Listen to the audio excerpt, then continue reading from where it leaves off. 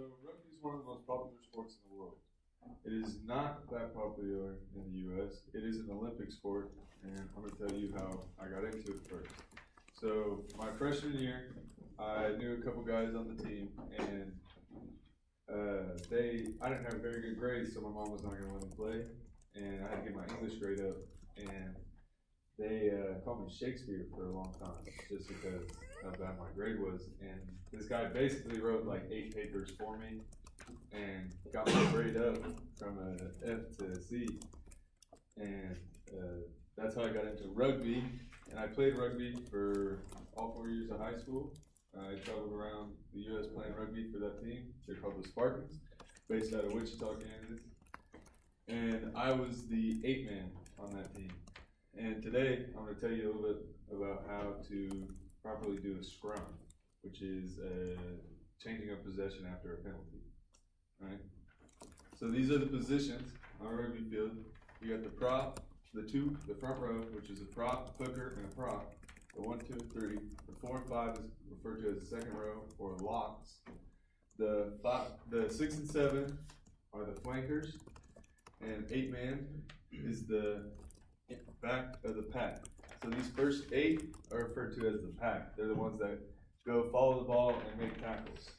Then it goes into the back line, which starts with a scrum half, then 10 the fly half, the left wing at the 11 right here, and then the inside center at 12, outside center at 13, and the right wing at 14, and the fullback at 15. There's 15 people on the field, and the game never stops.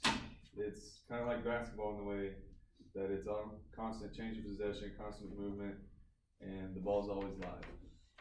So back to talking about a scrum.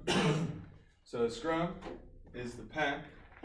So this is the pack right here, and that's the scrum half. He plays the ball.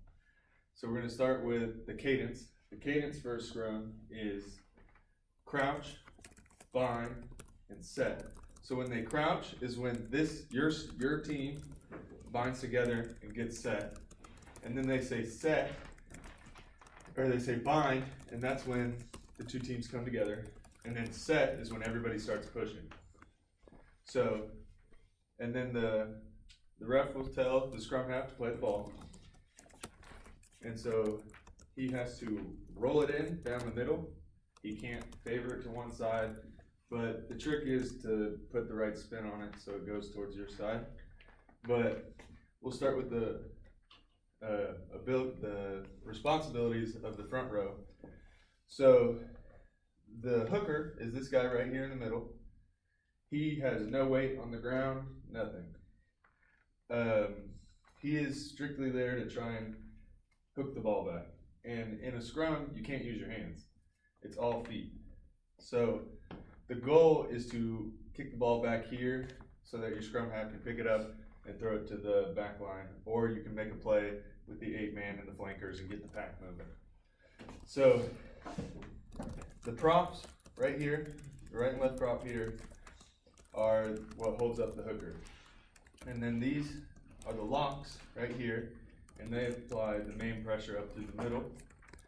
Depending on whether you want to make a play, these flankers can loosely bind or help push the front row. And the 8-man, it can also help push or have a loose bind and be ready to pick up the ball and run. So a scrum happens after a knock or a penalty. So a knock is if you're running and someone throws you the ball and you catch it, you miss it, you kind of fumble the ball. It's called a knock in rugby. And you can select to either play it from there or go into the scrum. Or there's offsides penalties, or like a dirty hit, something like that. And you can elect to play it from there or a scrum.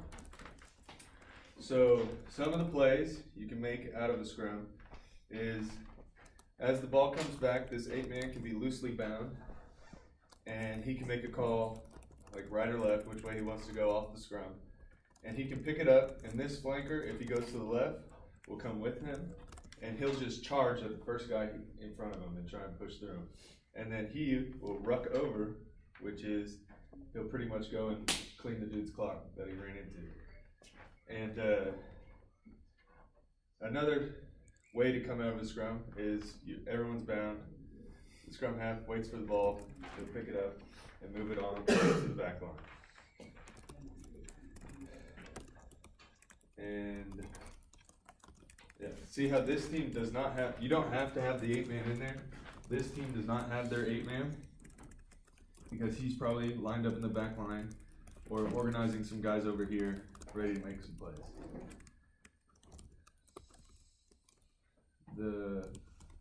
And yeah, that's basically how to make a scrum, like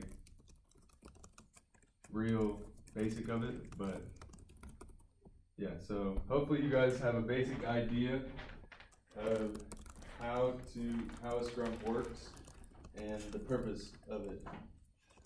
But I hope all of you get to know rugby a little bit more. It's a fun sport. I'm done.